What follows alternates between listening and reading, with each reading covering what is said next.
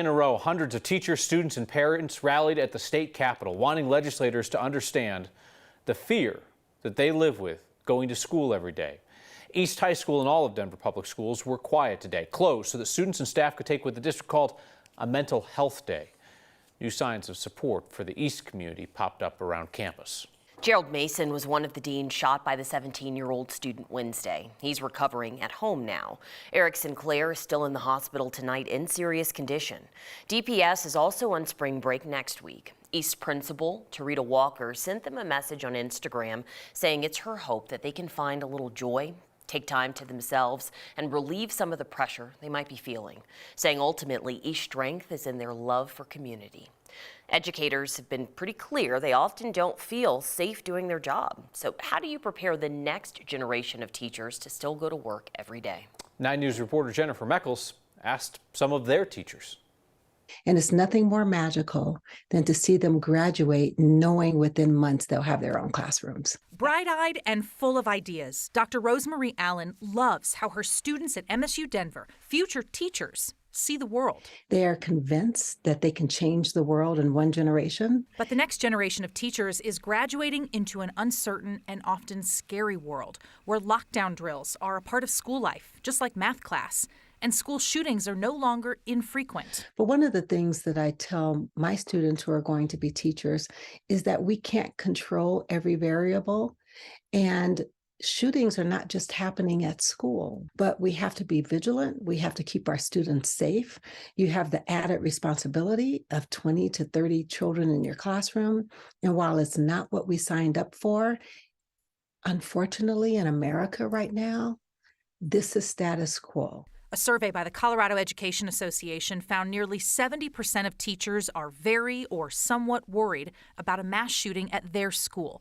Educators have told us these fears have many considering leaving the profession. So we can't afford for what's happening today to scare teachers out of the workforce. Dr. Allen hopes the next generation of teachers will stay, and really make a difference. And we have to be vigilant wherever we are so we don't give up our dreams of teaching because of fear of shooting, especially because they take place anywhere.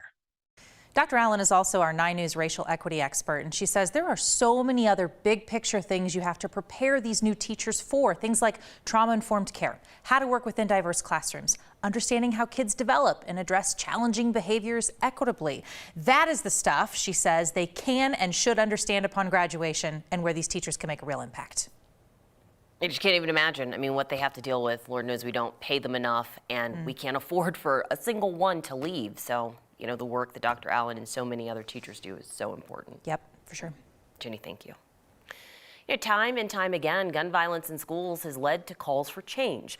Terence Carroll has seen that cycle. He was the first Black Speaker of the House in Colorado, elected to the legislature shortly after Columbine. He's also a former police officer who says quick policy decisions can have unintended consequences.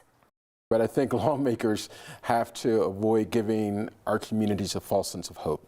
That somehow that if we do this thing here, in this case, put law enforcement officers, armed law enforcement officers, back in the classroom, back in the school buildings, that automatically it's going to make a school safe. That's not necessarily true. The research that we've seen on this and that 9 News has done in previous stories shows that that's not necessarily true. Terence spoke to 9 News race and culture reporter Angeline McCall today. Their full 10-minute conversation is on 9news.com and the Next YouTube page.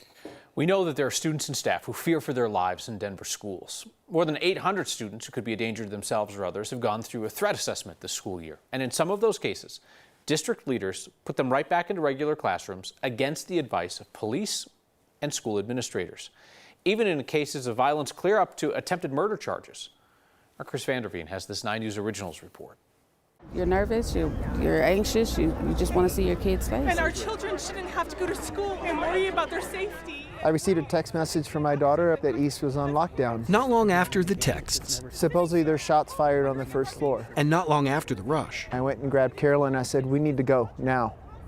This isn't a joke anymore. Carolyn and Frankenella learned their daughter's high school had a policy. Is this particular student actually had a safety plan that was in place? Policy they knew nothing about. they were to be searched at the beginning of the school day every day. Parents aren't being notified that kids are being patted down in their schools? Yeah, here's a major problem. And yet that policy, Are you mad? Yeah, frustrated. is one Kurt Dennis has come to know all too well. When I heard of what happened at East and I recognized the similarities to the situation that we're working with here at our school, it really hit a nerve. Why? Because for the last few weeks, the principal at Denver's McAuliffe International School, the city's largest middle school, has helped implement that same pat-down policy for one of its students. I think it's important that people know, and I think it's important that parents know, and that I think it's important for school leaders to speak out and say this isn't okay and it needs to stop. Earlier this year, he received notice that prosecutors had charged a student at his school with, among other things, attempted first-degree murder and illegal discharge of a firearm. Denver police told him, in their professional opinion, the student should not return to a traditional setting. The detective stated very clearly that under no circumstance did she believe that the student should be returning to an in-person learning setting in Denver Public Schools. And yet? And yet we were directed to have the student return to school in person. He did ask for the student to access courses online. Our request that the student be enrolled in an online school was denied. Why? Do you know? I have no idea. I have no idea. He then asked for an expulsion, to which the district said no. The school district told you, because this attempted murder took place off school grounds, it doesn't impact his life on school grounds. Correct. And so for weeks, he and his team have done something he admits they're not trained to do: pat down a student day after day after day, hoping not to find a weapon. In a recording, a district safety administrator told him he's hardly the only one to feel frustrated. Unfortunately, we have other students charged with attempted murder and that have come back to their school or tried to. Yes, that is a possibility. I know that this is happening beyond just McAuliffe International School, and that it's happening in other schools in Denver. And so he spoke to us today, putting his professional life at risk. You're aware of that? Yeah. You okay with that? Yeah, it's important. Yep. Carolyn and Frank Anello say they support him. Why? Because their other daughter attends McAuliffe, and they're now aware of that school's policy as well. That's not okay with me. Yeah. And I'm sure it's not okay with many other parents as well. It's Chris Vanderveen reporting. We sent the district several questions about this. A district spokesperson said they were unable to answer them with the closure due to the shooting at East. 9 News has obtained documents indicating that there are similar situations at other DPS schools. We're not reporting on those situations at the moment due to safety and privacy concerns. If you are part of the DPS community and you have information you think we should know, you can email us at next@9news.com, or if you prefer an encrypted channel, you can send us a secure text via Signal at 303-871-1841. Police in Denver are investigating a crash that left a pedestrian dead tonight. It happened at Federal and 14th Avenue just after 8 p.m. Police say they're looking for a white Ford F-150 pickup model year between 2004 and 2008 with no front license plate and possible damage.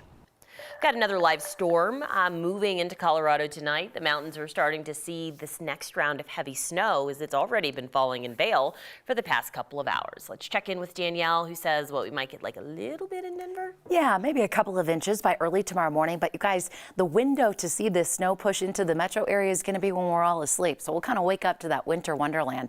Still haven't seen much out there tonight. Mostly cloudy skies across the city. Heaviest snowfall still impacting the high country right there around I-70. You saw it coming down in and around the Vail Pass area. And here around the metro area, just a couple of isolated little rain, snow showers kind of mixing in. It will become more widespread after about midnight.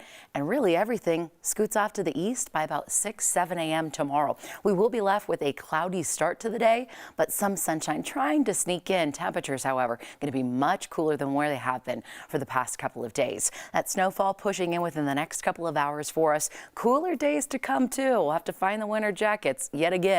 And looking ahead toward next week, I do have another storm system coming our way. I'll break it all down in 10 minutes. Colorado Senate Democrats passed a package of bills this week looking to bolster abortion rights in our state. The bills shield abortion patients and providers from interstate investigations, as well as expand insurance coverage for abortion care. The last bill would set restrictions on how anti-abortion centers can advertise their services. This is the first legislative action Colorado lawmakers have taken up since the Supreme Court overturned Roe v. Wade. All Senate Republicans voted no, with most of the Democratic majority voting yes. This will now head to the House for full consideration. The Senate also approved a bill to reduce the separation between kids and parents who are incarcerated. The bill requires meaningful family time, whether that's like video chatting or parents remotely attending school conferences or doctor's appointments.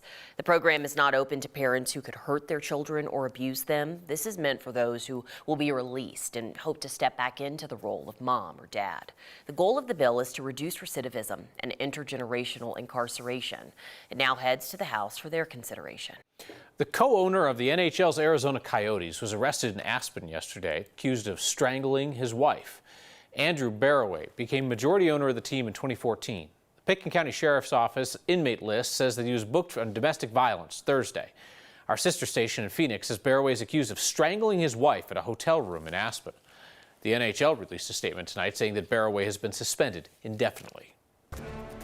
It's going to be a cool weekend in the metro area, but the high country is getting inches of new snow. Danielle will let us know the best time if you want to go skiing.